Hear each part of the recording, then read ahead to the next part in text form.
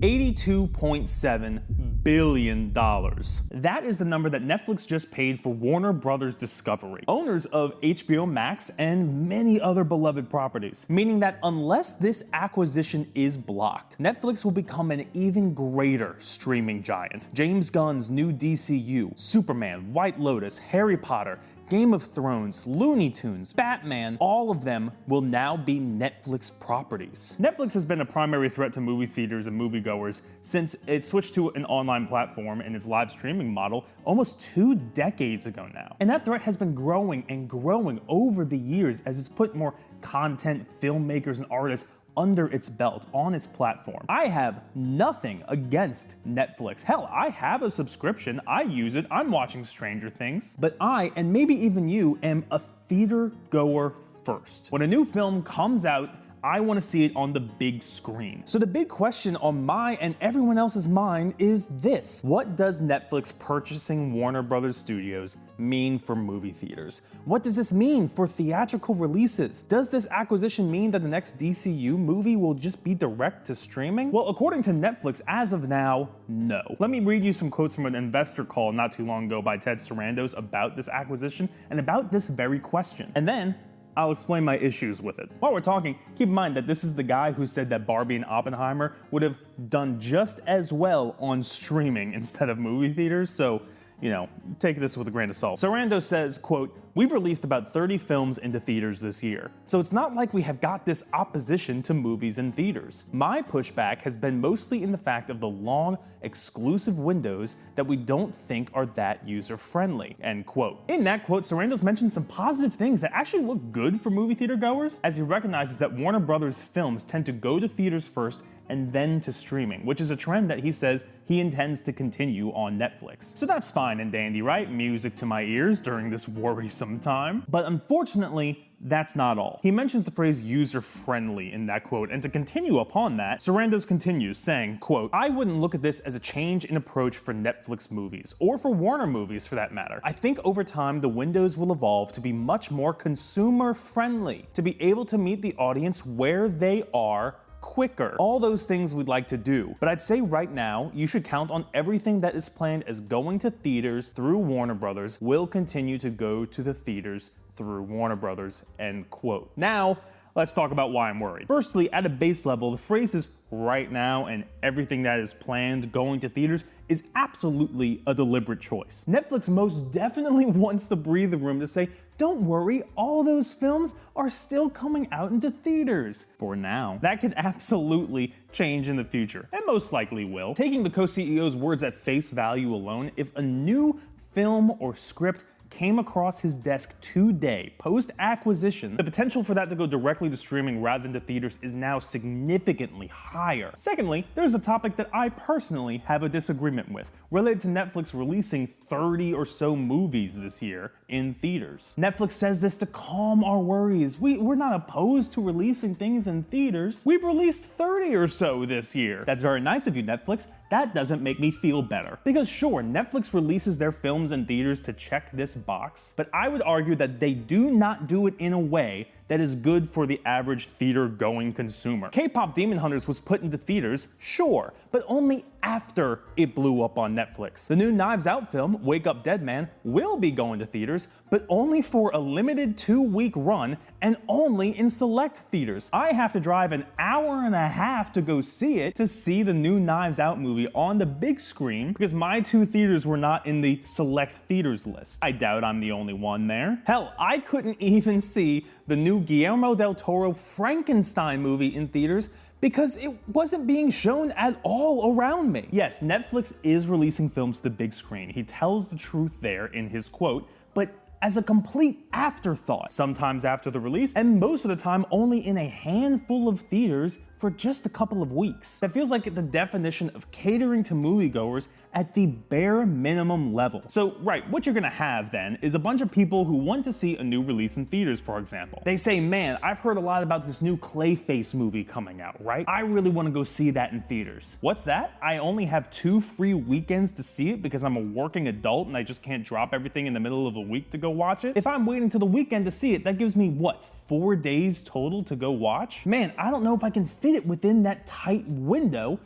I guess I'll just get a Netflix subscription so I can watch it there instead. And that scenario doesn't even include if you have to drive an hour and a half to go see it. This is all a spiral from the other thing that Netflix is trying to push. Evolving this medium to be more consumer friendly by meeting the audience where they are quicker, shorter theatrical windows, less screenings, making it harder to go see that film in theaters. And all those concerns are completely separate from the other major problem of this acquisition, the elephant in the room, pricing. Netflix has continued to raise its prices drastically over the years, to the point where if you want to watch a movie in 4K, it is going to cost you $25 a month.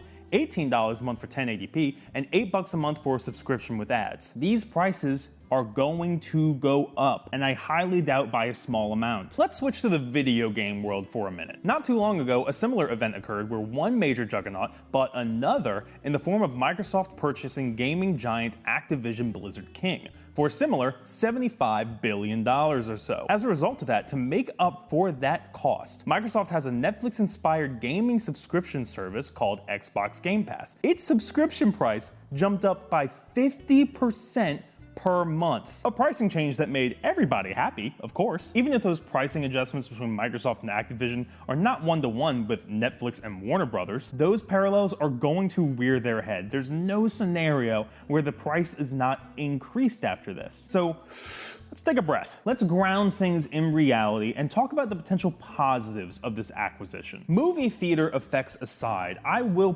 praise Netflix for something. It feels like they have so much money that it does give them the comfort zone to just let their creators work. There's a lot of content and stuff and schlop on Netflix, sure, but very often we have breakthroughs of what feels like truly great stuff. The Knives Out series feels like director Rian Johnson being allowed to do just whatever the hell he wants. K-pop Demon Hunters feels like a breath of fresh air in the already packed animation space. Hell, would any other platform allow for that Poop Cruise documentary to be made, or Bandersnatch, or for Stranger Things to be made at its glacially slow pace? But hey, you know, whatever makes it good, right? Maybe Netflix will have that cushion for these new Warner Brother properties as well. I don't see them telling the Game of Thrones guys how to make their show. Also, even if the Netflix acquisition of Warner Brothers does become worst case scenario, there are other streaming services out there. Disney Plus, Paramount Plus, Apple TV, the latter of which is really popping off lately with shows like Severance and Pluribus just dominating the online space. Hell, Apple made a Formula One movie this year that was released in theaters for longer than a 2-week run. Their logo is at the front of Eternity in theaters, one of my favorite films of the year that's still playing. So these streaming services living in tandem with theaters, with theatrical releases, it is possible. It can work. Netflix just needs to choose to do it. The only problem is that their language so far is not implying that they will. There's so much more we can discuss here, from the contentification of the TV shows and media put onto Netflix. The fact that for every Knives Out film, there's a Catherine Bigelow or Noah Baumbach film that I didn't even know were coming out this year because Netflix refused to advertise them, to how they're supposedly supporting TV shows as second screen content that you can just have on in the background while you scroll on TikTok or wash dishes. I'm gonna sound like an angry little kid here, but I want to see the Batman 2 in theaters, right? I want Matt Reeves to do whatever he wants with that film without it feeling like it was made on just a generic Netflix soundstage. Not only that, I want options for when I go see it, not just for a weekend or two. I want to see it opening weekend, and then I want to go 3 weeks later with my friends who haven't seen it yet. I want its audio and music and color grading to be designed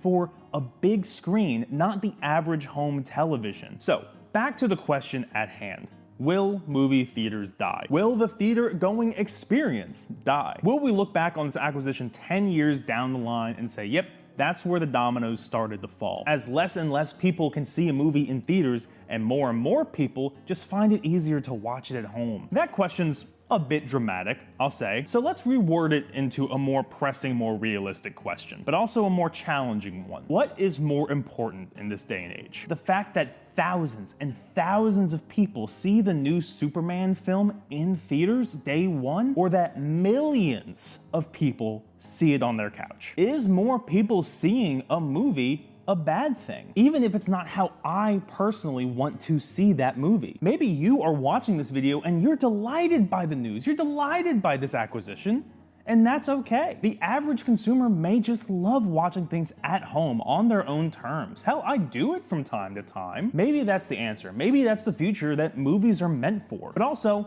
maybe I'm all wrong. Hell, I'm just a guy with a sweater and a coffee mug who likes movies. I'm not an analyst, I'm not an expert, but I am worried. And I doubt I'm the only one. If there was a future where Netflix owns all these properties, where people could have the option to either watch it at home or easily go to a theater to see it, that'd be awesome. But that future is not clear. I have no evidence at the point that Netflix intends to make that future a reality, and Netflix's current stance does not make me feel they are more theater friendly than before or intend on being theater friendly down the line. So will theaters die? It's not a question that I or anyone can really answer right now. But Netflix has their finger on that button. They have access to that button more than ever before. They'll have to answer it over the next years, decades, what have you. The best we can do is just keep showing up, keep showing interest. If you can, go to that local theater of yours, go watch something, anything. Show interest in big screen art and big screen entertainment. If you agree or disagree, what do you think? How do you feel about this acquisition if it does go through? Do you go to the theaters often? Never? Is this good news to you? Do I have it all wrong? I want to hear multiple opinions on this, so definitely share your thoughts down in the comments below. And for more movie chats like these, such as reviews, upcoming movie discussions, be sure to like, subscribe, all that YouTube jazz, and I'll see you down in the comments. Go watch some movies.